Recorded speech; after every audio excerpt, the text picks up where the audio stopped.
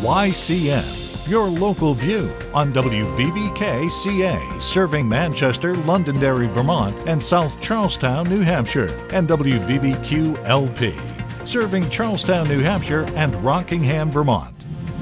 Up next on YCN, a ridge has been burnt down in Heartland. Learn how it was contained.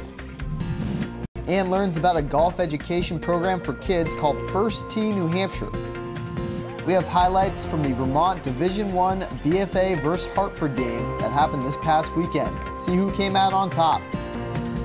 And learn about the happenings going on at the River Valley Club. With more news, sports, and weather, stay tuned. It's time for YCN, your local view. Now, your daily digest of the Dartmouth-Lake Sunapee region. News, sports, weather, public affairs, and all that is happening in our area. The YCN News Hour, your local view. Good evening and welcome to YCN. I'm David Carmichael. If you live in the Heartland area, you may have noticed a lot of smoke yesterday. Crews from 5 fire departments reported to a large brush fire on a ridge off Route 5. At the base of the ridge, Hartford Fire Chief John Locke had set up a staging area in a residential driveway on Maxim Drive to ferry supplies to roughly 30 firefighters on the scene. He had dispatched 3 all-terrain vehicles over a single-lane dirt access road to reach the responders who were fighting on 2 flanks to control the fire. Crews managed to contain it by nightfall. However, the fire is still under investigation and the cause has yet to be determined. Some of Vermont Air National Guardmen are expected to be deployed to Afghanistan by January. The Guardsmen will work in airfields doing similar functions as public works departments. According to Vermont Public Radio, they will be deployed very soon. Their duties include maintaining heat and hot water, as well as aircrafts. They are expected to be in Afghanistan for 6 months.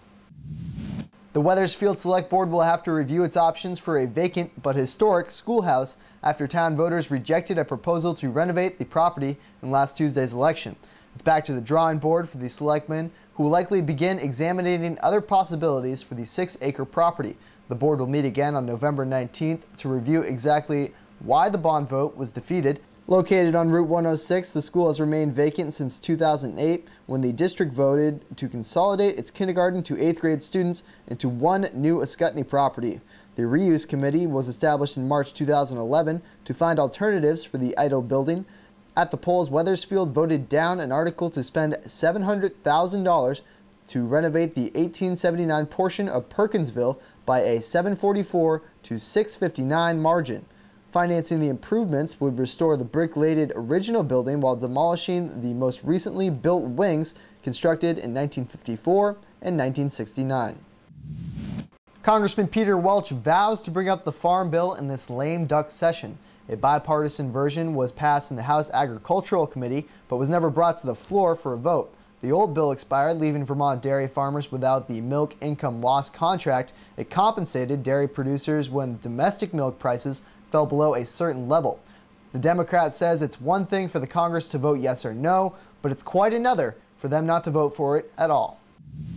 New Hampshire election officials are starting to recount ballots in about 24 races across the state. The recount started today and it's expected to last throughout the week. The recounts consist of 20 House races, 2 state Senate races, and 1 Cheshire County Sheriff. After the break, Ann Holmes learns about a golf education program just for kids called First Tee New Hampshire. The YCN News Hour continues in a moment.